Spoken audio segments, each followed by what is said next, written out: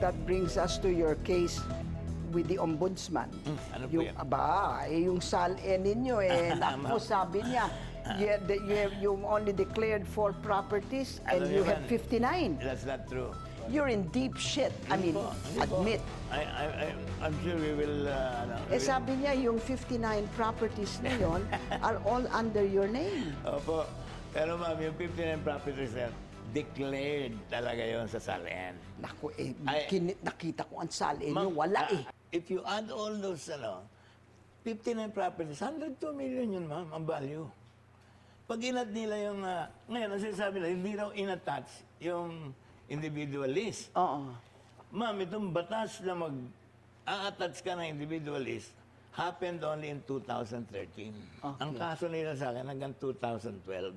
Oo. Walang batas na nagsasabing i-attach mo yung listahan. Ang sinasabi nyo, wala yung listahan. okay, ang sinasabi nyo, Mayor Hagedorn, is that you can put this 5 commercial buildings, 4 commercial lands, 10 agricultural. Apo.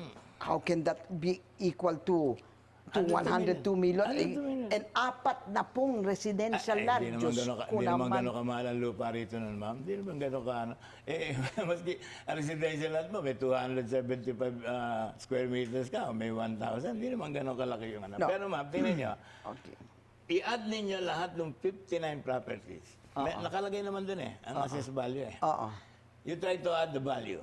Ito ang lalabas, 102 million. That's it. You have 49 Vehicles. automotive vehicles. Hindi po, karamihan doon motorcycle. Every year, nagpaparapol ako when I was the mayor. Talaga nyo, kung minsan ako talaga lahat sa pangalan ko yung pag binili ko Kasi nga, apurahan. Oo. So, napupunta yun sa mga tao. Through the years, hindi naman naapura yung pag-transfer. Sa akin nilalagay ang pangalan Kasi ako bumibili ng motorsiklo para iparapol. Tay muna. Kailangan iklaro natin sa mga kapuso. Ang 49 vehicles na ito, 40 motorcycles that have been raffled may off. mga ilang sasakyan Okay, dyan. tay muna, meron ditong Volvo, Aba. Toyota Land Cruiser, BMW, naku naman. Tingnan nyo ang BMW anong year. Hindi ko Old alam. model, 1992 model. 90, Apo, nung binili ko yan, siguro baka 10, 12 years old na yan, gipit lang yung may-ari, binenta sa akin, dahil nga, well, ahente nagbenta sa atin. Kailangan ng pera. So, murang-mura lang ang bili natin dyan, ma'am. Nung mabili ko yan, hindi na yan nagamit.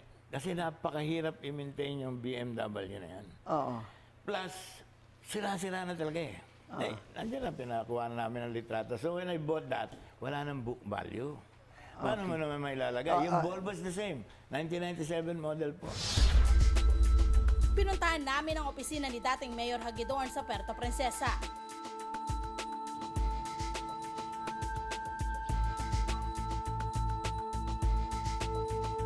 Sa loob ng opisina, naroon na rin ang gym equipment, sauna, closet, at higaan ni Hagedorn.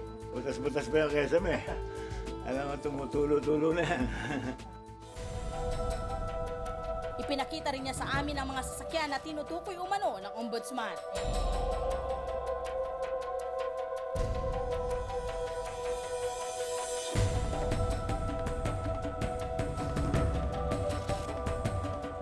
Collector's item na Yung kasi may hilig yung anak ko sa mag-ipon ng mga ganyan. Ginagawa niya, kino-convert niya.